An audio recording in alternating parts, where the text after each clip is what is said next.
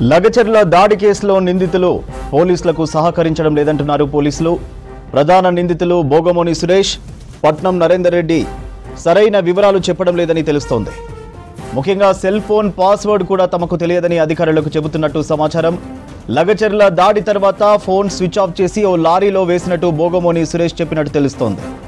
2 రోజులుగా కస్టడీలో ఉన్న నిందితుడు సురేష్ను పోలీసులు విచారిస్తున్నారు. అలాగే నరేందర్ రెడ్డి క్వాష్ పిటిషన్ హైకోర్టులో కొట్టివేయడంతో కస్టడీకి తీసుకున్నారు పోలీసులు. డీటెయిల్స్ ధనరాజ్ లైవ్ లో అందిస్తారు. ధనరాజ్, లగచర్ల దాడి కేసు విచారణకు సంబంధించి అప్డేట్స్ ఏంటి?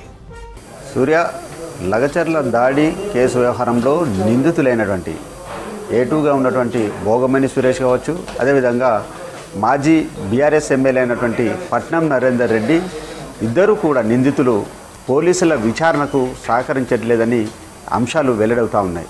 అయితే ప్రధానంగా చూసినట్టయితే ఈ లగచర్ల దాడి కుట్ర వ్యవహారంలో చూసినట్టయితే ప్రభుత్వాన్ని అస్థిరపరచడం, అదేవిధంగా కలెక్టర్లతో పాటుగాను అక్కడ ఉన్నటువంటి రెవెన్యూ అధికారులను హత్య చేసేందుకు ప్రధానంగా వీళ్ళు కుట్ర పన్నారనే వ్యవహారంపైననే పోలీసులు వీళ్ళని కస్టడీ తీసుకొని విచారించనున్నారు. అయితే ఈ కస్టడీ తీసుకొని 2 రోజుల పాటు బోగమేని సురేష్ను కస్టడీ తీసుకొని విచారించినటువంటి క్రమంలో పలు అంశాలు కూడా వెల్లడయ్యాయి. ఏదైతే పోలీసులు చూసినట్టయితే ఆ రోజు కేసుకు సంబంధించినటువంటి డీటెయిల్స్ ఏదైతే పంచనామా నిర్వహించారో కలెక్టర్లపై దాడి జరిగినటువంటి ఘటన, దాని వెనుక ఉన్నది ఎవరు, అదేవిధంగా బోగమేని సురేష్ చూసినట్టయితే ఆయన పైన ఉన్నటువంటి నేర చరిత్ర, అదేవిధంగా ఆయన మణికొండలో ఉంటూ అదేవిధంగా లగచర్లకు సంబంధించినటువంటి కుట్రలో ఆయన భాగస్థుడు ఏ విధంగా అయ్యారు, అదేవిధంగా మాజీ ఎమ్మెల్యే అయినటువంటి పట్నం నరేందర్ రెడ్డితోటి 84 సార్లు ఫోన్ కాల్ మాట్లాడడం వెనుక ఉన్నటువంటి ఆంతర్యం ఏంటిది అనే అంశాలను బోగమేని సురేష్ను 2 రోజుల పాటు కస్టడీ తీసుకొని విచారించినటువంటి క్రమంలో ఆయన దగ్గర ఉన్నటువంటి సెల్ ఫోన్ను ఇవ్వాలని కోరినటువంటి క్రమంలో ఆ సెల్ ఫోన్ చూసినట్టయితే ఆ సెల్ ఫోన్ దాడి జరిగిన తర్వాత ఆయన పారిపోయినటువంటి క్రమంలోనే ఆ సెల్ ఫోను స్విచ్ ఆఫ్ చేసి ఒక లారీలో వేసినట్లుగాను పోలీసులకు చెప్పడం జరిగింది. ఆ విషయాలపైన చూసినట్టయితే గతం అంటే ఒక సినిమాను తలపించేలాగా, అంటే దృశ్యం లాంటి సినిమాలలో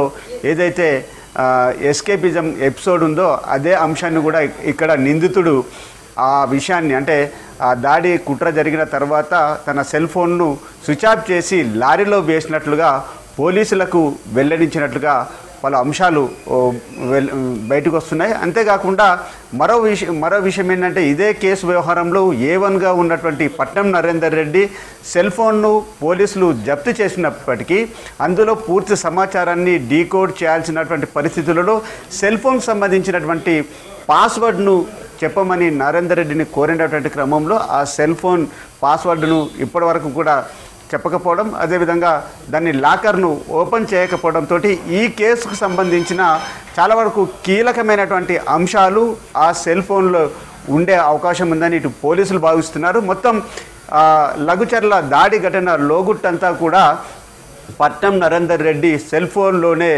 ఉందంటూ కూడా ఇటు పోలీసులు భావిస్తున్నారు. మరోవైపున చూసినట్టయితే పట్నం నరేందర్ రెడ్డి ఏదైతే తనపైన రిమాండ్కి సంబంధించినటువంటి అంశాలను పాస్ చేయాలంటూ ఇప్పటికే హైకోర్టులో వేసినటువంటి పిటిషన్ ఓవైపున కొట్టివేసినటువంటి క్రమంలోనే ఇక ఫర్దర్ సంబంధించినటువంటి దర్యాప్తుకు ఇక పట్నం నరేందర్ రెడ్డిని కస్టడీ తీసుకునేందుకు పోలీసులు ఓవైపున సంసిద్ధంగా ఉన్నారు. మరోవైపున చూసినట్టయితే ఇప్పటికే బోగమని సురేష్ 2 రోజుల పాటు కస్టడీలోకి తీసుకున్నప్పటికీ కూడా విచారణకు సహకరించకపోవడం, అదేవిధంగా తన దగ్గర ఉన్నటువంటి సెల్ ఫోన్ కూడా లేదని బుకాయింపు చేయడం, ఇలాంటి అంశాలపైన కూడా మరోసారి పోలీసుల దర్యాప్తుకు సహకరించలేడు కాబట్టి మరో 2-3 రోజుల పాటు విచారణకు సంబంధించి కస్టడీ తీసుకునేందుకు ఓవైపున పిటిషన్ వేయనున్నారు.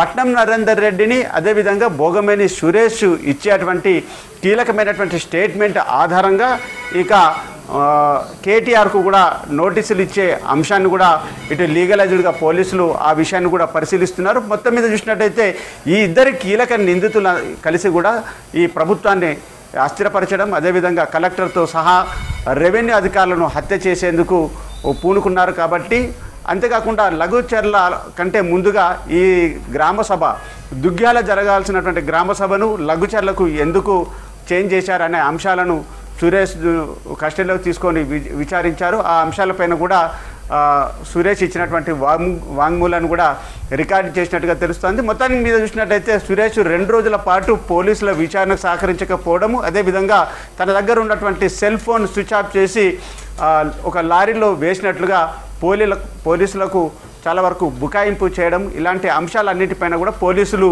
మళ్ళీ భోగమేని సురేష్ను కస్టడీకి కోరుతూ కూడా పిటిషన్ దాఖలు చేసే అవకాశం ఉంది.